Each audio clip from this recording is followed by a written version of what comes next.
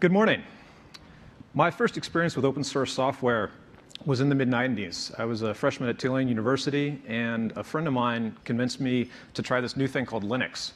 It was incredibly difficult to install and even harder to use, but before I knew it, I was relying on Linux for everything that I did.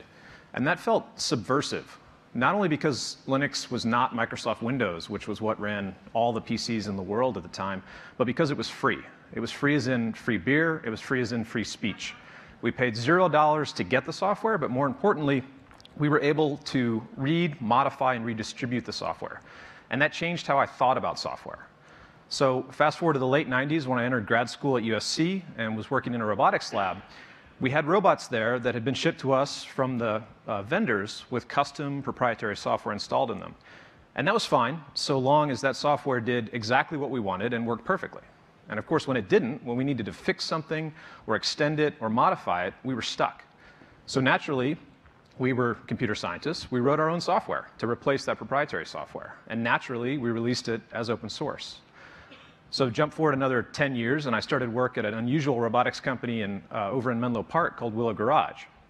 And there, building on the work of myself and many others, we started work on what became the Robot Operating System, or ROS, which is a general-purpose open-source platform for programming robots.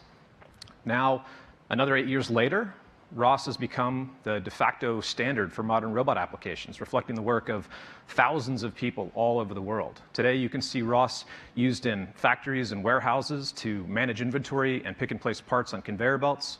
You can see it used in fields here in Northern California doing automated crop cultivation. You can even see it in a hotel delivery robot that'll bring that forgotten toothbrush right to your hotel room door. And those are just the products already on the market.